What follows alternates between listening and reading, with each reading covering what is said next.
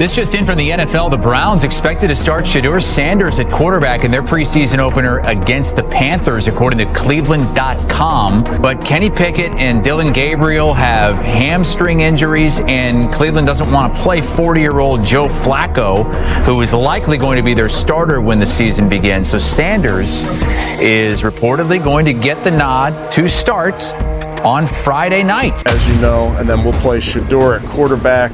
As I mentioned moments ago, speaking of young quarterbacks, Browns rookie Deshaun Sanders is expected to start Cleveland. And he says, I want Shedeur to play against Minnesota. October 12th. I'll keep saying it. I believe Shedeur Sanders should play more games than any other quarterback on this roster this year, because he's the only guy that I look at. And he's going to have an opportunity to do it on a national stage. This is why Shedeur Sanders is a different kind of fifth-round pick. Go and win the job. You're on national TV. Go and light it up. Throw the ball. Have fun. Well, here's a grand opportunity on a national stage to show why you deserve to not only earn those reps, but be really in contention for QB1 at the position. Because if we're going to base this off talent, he's the most talented one in the room. Many believe forced Andrew Berry and Stefanski to draft Shedeur Sanders. They drafted Dillon Gabriel probably a round or two early, hoping to get out of the Shedeur sweepstakes. So the question is, at some point, Haslam's going to come down and say, play Shedeur Sanders. And many do that the owner, he's the one that wanted Manziel. He's the one that did Deshaun Watson. He's the one that wanted Baker Mayfield. This is an ownership group that likes headlines at quarterbacks. Wait, no. Shedeur Sanders getting an opportunity, a fair shot at this QB1 for the Cleveland Browns. Because during training camp so far, Shedeur has outperformed each and one of those quarterbacks. I'm expecting Shedeur to realize the gravity of this moment and to play really well, because one, he has to, because that gives credence to everyone else saying, well, see, this is why you win the fifth round. This is why you are this on the depth chart. This is why you shouldn't be a starter in the NFL. He understands the situation, so he has to go out there. It's been great. I mean, he's a lot of fun to be around in those meeting rooms, and I think so far there's been, at least once in the meeting room that he's made me crack a smile. We have a great feel for this young man. He's a very, very hard worker. He has fun when he's in the building. I'm enjoying watching him progress with every single meeting, with every single rep. But this is a vital situation that Shedeur has, and almost an opportunity for him to move up in that depth chart just by default based on the performance in a week 1 preseason game. To have the greatest preseason game in preseason football history to kind of change the perception of these Browns coaches that seem hell-bent on not allowing him to play himself up that depth chart despite doing so in training camp. Everybody's talking about it on Twitter, Instagram, Facebook. They talking about it. They are talking about, boy, I can't wait to see your boy. Shedeur, we talk oftentimes about quarterback being the most important position in the sport. We obviously spend a lot of time with Shedeur throughout the process. He's highly accurate, can play well from the pocket, very productive college career, and plays well, and we've seen him play well in practice. It won't be long before the team starts saying, hey, this is the guy that needs to be out there. We saw this back in 2012 with Russell Wilson. Remember, they had just signed Matt Flynn to a bunch of money, and next thing you know, Russell Wilson, 3rd-round pick. What if I told you that right now? The most efficient quarterback in Cleveland is sitting at QB4 on the depth chart. That a 5th-round rookie who's thrown 0 interceptions, outperformed every veteran in camp, and earned the respect of his teammates is still being buried behind a $230 million failure and a collection of retreads? This isn't just about Shedeur Sanders. This is about the NFL's dirtiest secret. They would rather lose games than admit they were wrong. And the evidence is so overwhelming, it's about to blow up in their faces. Welcome to the most expensive lie in professional sports. Every year, NFL front offices spend hundreds of millions on quarterbacks, then spend even more money and energy protecting those investments, even when they're disasters. Today, I'm going to expose how this toxic cycle is destroying franchises, burying talent, and proving that in the NFL, ego matters more than winning. We'll examine the Shedeur Sanders situation in Cleveland, connect it to similar cases across the league, and reveal why this system is designed to fail. By the end of this video, you'll understand why your favorite team keeps making the same quarterback mistakes over and over again. And trust me, once you see this pattern, you can't unsee it. Let's start with the most obvious example, the Cleveland Browns and their $230 million disaster. Deshaun Watson, the quarterback they mortgaged their future for, is sitting on the sideline while a fifth-round rookie named Shedeur Sanders is quietly becoming the most efficient signal caller in camp. But here's the twisted part. Instead of embracing this gift from the football gods, the Browns are doing everything possible to bury Sanders on the depth chart. Think about this logically. Shedeur Sanders has thrown 0 interceptions in camp. 0. He's completed passes at a higher rate than Joe Flacco, shown better decision-making than Kenny Pickett, and demonstrated more command than Dillon Gabriel, the quarterback they drafted 2 rounds ahead of him specifically to avoid the Shedeur sweepstakes. One offensive lineman told coaches directly, "We finally have our quarterback." Even Joe Flacco, a Super Bowl MVP, watched Sanders throw a deep corner route and called it a Year 5 read.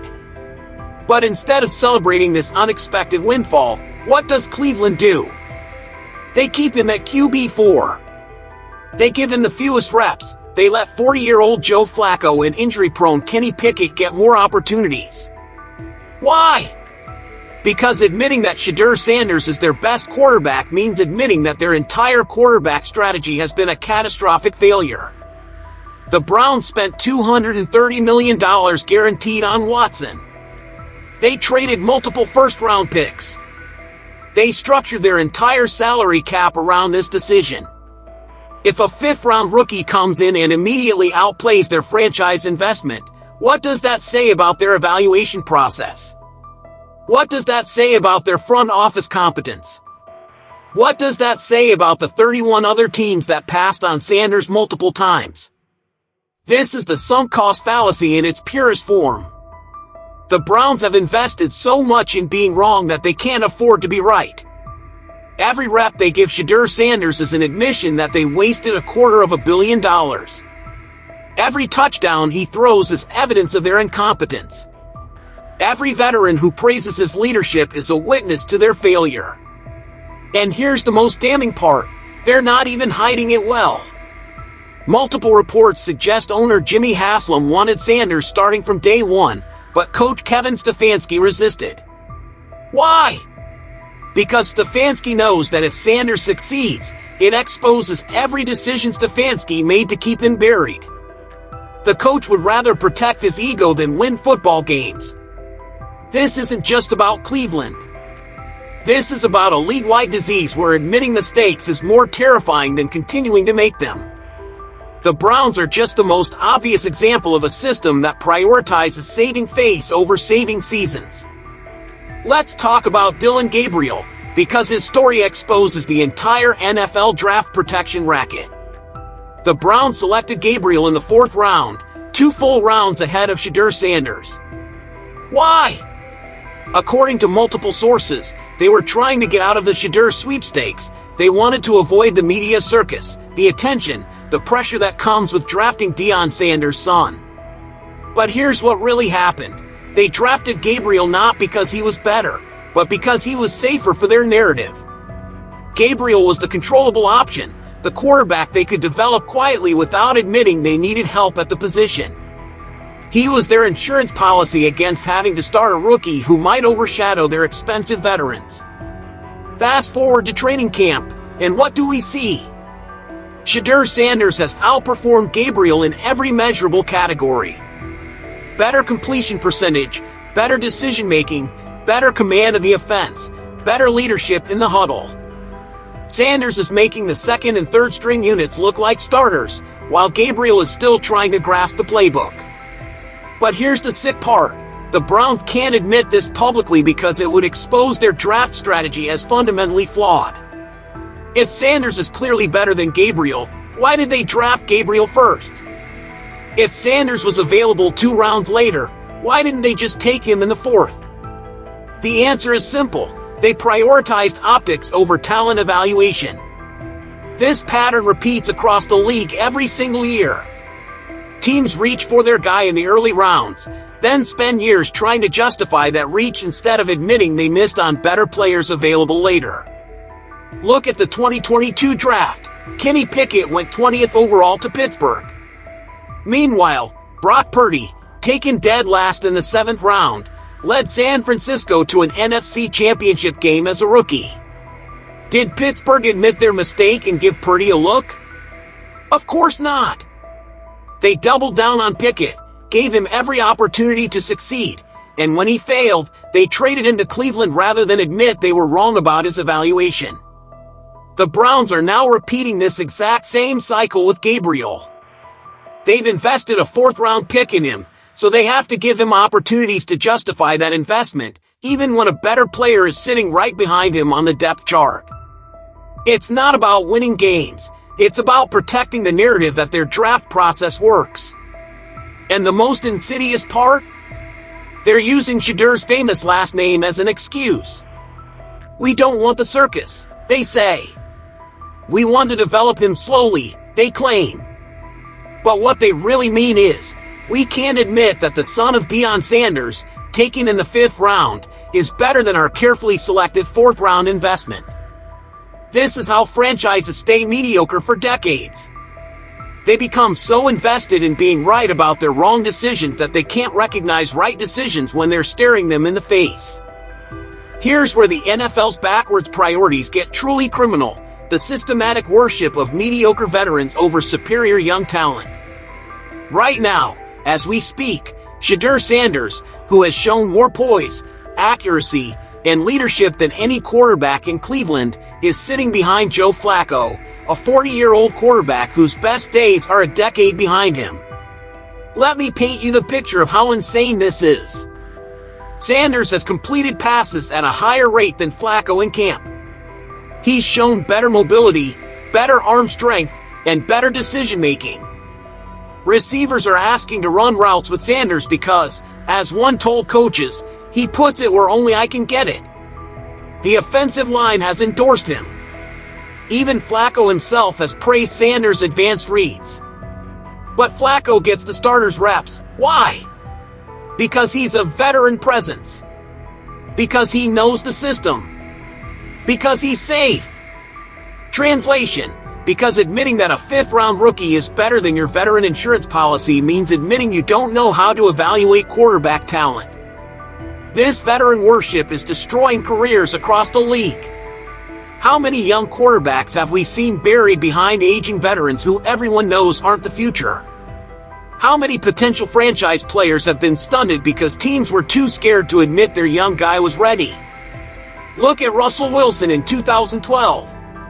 Seattle had just signed Matt Flynn to a significant contract, but Wilson, a 3rd-round pick, was clearly better in camp. The difference? Seattle had the courage to admit their mistake and start the better player. Wilson led them to a Super Bowl. Flynn was out of the league within 2 years. The Browns are facing the exact same decision right now, but they're choosing the coward's path. Instead of embracing the obvious upgrade, they're hiding behind veteran experience and development timelines. Stefanski keeps talking about how they need to bring Shedeur along slowly, but what he really means is, we need to delay the inevitable because we're not ready to admit our veteran acquisitions were mistakes. And here's the most damaging part. This isn't just hurting the Browns' chances to win now, it's potentially ruining Sanders' development. Every day he spends running scout team instead of getting first-team reps is a day of lost development. Every game he watches from the sideline instead of learning under fire is a missed opportunity to accelerate his growth. The NFL has created a culture where protecting veterans' feelings is more important than developing young talent. Where maintaining the illusion of veteran leadership is more valuable than actual on-field performance. Where admitting that a rookie might be ready means admitting that your entire development philosophy is flawed. This is how you end up with a league where the most talented young quarterbacks sit on benches while inferior veterans start games they can't win. It's not about football. It's about ego protection disguised as player development. Now let's talk about the most underreported story in the NFL, how the media actively participates in covering up front office incompetence. Right now, Shedeur Sanders is putting together one of the most impressive training camps by a rookie quarterback in recent memory, and the national media is barely mentioning it. Why? Because acknowledging Sanders' success means questioning the entire NFL evaluation system that they help perpetuate. Think about the coverage disparity. When Kenny Pickett returned from injury and threw 2 touchdowns in a joint practice, it made headlines. Pickett is showing why he was a first-round pick. When Dillon Gabriel had one decent day, analysts praised his development trajectory. But when Sanders goes 4 for 7 with perfect decision-making, controlling the game like a 10-year veteran? Crickets! The media has a vested interest in maintaining the NFL's narrative hierarchy. They've spent months writing about how the Browns' quarterback room was competitive and how Gabriel was pushing for playing time. If they suddenly admit that Sanders has been the best quarterback all along, it exposes their own evaluation failures. It reveals that they've been parroting front office talking points instead of watching the actual football. Look at how they've covered Sanders' arm soreness. A minor injury that kept him out of a few practices became a week-long storyline about his durability concerns. Meanwhile, Kenny Pickett missed 2 weeks with a hamstring injury, and it was barely mentioned. The media manufactured a controversy around Sanders' health while ignoring more serious injuries to other quarterbacks. And here's the most telling part. They keep emphasizing that Sanders is QB4 on the depth chart, as if that somehow erases what he's doing on the field. Every report mentions his depth chart position before discussing his performance. It's a subtle way of telling readers not to take him seriously, despite the evidence of their own eyes. The media also perpetuates the circus narrative around Sanders. They constantly reference his father, Dion, even when discussing purely football-related topics. They've created this false choice between talent and distraction, suggesting that Sanders' ability is somehow negated by his famous last name. It's a convenient way to avoid discussing why a player this talented fell to the 5th round. But the most damaging media complicity is their silence on the obvious questions. Why isn't anyone asking why Sanders is still QB4 despite outperforming everyone? Why isn't anyone questioning the Browns' development timeline when their rookie is clearly ready? Why isn't anyone connecting the dots between Sanders' performance and the team's refusal to promote him? The answer is simple. Asking those questions would expose the entire system. It would reveal that NFL front offices regularly make talent evaluation mistakes, that coaches prioritize politics over performance, and that the media often serves as a propaganda arm for organizational incompetence. This isn't journalism, it's institutional protection. And Sanders is just the latest victim of a media machine that would rather maintain comfortable lies than report uncomfortable truths. Here's the part that should terrify every NFL fan. The Shedeur Sanders situation isn't just about one player or one position. It's a symptom of organizational rot that destroys entire franchises from the inside out. When teams prioritize ego protection over talent evaluation, it creates a culture of mediocrity that infects every level of the organization. Let's trace how this plays out in Cleveland. The Browns have now created a situation where their best quarterback can't get meaningful reps because admitting he's the best quarterback would expose multiple organizational failures. This forces them to continue starting inferior players, which leads to losses, which creates pressure to make more desperate moves, which leads to more bad decisions. But it gets worse. Other young players on the roster are watching this unfold. They see that performance doesn't matter as much as politics. They see that being right isn't as important as protecting the wrong people. What message does this send to a young wide receiver who's working his ass off? What does it tell a rookie linebacker who's outplaying veterans? It creates a culture where effort is devalued and politics are prioritized. Where young players learn that sucking up to coaches matters more than dominating on the field. Where veterans know they can coast because their jobs are protected by sunk costs rather than threatened by performance. Look at what happened with Jimmy Horn Jr. in Carolina. The same player who was Shedeur's favorite target at Colorado, who fell to the 6th round despite elite speed and production, is now being called one of the biggest steals of the draft by Panthers coaches. He's making plays, earning praise, and forcing his way up the depth chart through pure performance. The difference? Carolina doesn't have a massive investment to protect at wide receiver. They can afford to let talent rise to the top because they don't have ego attached to keeping him down. Meanwhile, Cleveland has so much invested in their quarterback mistakes that they can't afford to let their best quarterback succeed. This is how franchises stay bad for decades. The Browns have been cycling through quarterbacks for 20 years, not because they can't find good ones, but because they can't admit when they found good ones. They're so invested in their process being right that they can't recognize when their process produces the right result by accident. And here's the most damaging part: this dysfunction spreads. When players see that merit doesn't matter, they stop giving maximum effort. When coaches see that politics trump performance, they start making decisions based on job security rather than winning games. When front offices see that admitting mistakes is more dangerous than making mistakes, they stop taking risks on talented players. The Shedeur Sanders situation is a microcosm of everything wrong with NFL culture. It's proof that the league has created a system where being wrong is safer than being right, where protecting investments is more important than maximizing talent, and where organizational ego is more valuable than organizational success. This is why teams stay bad. Not because they can't find good players, but because they can't admit when they found them.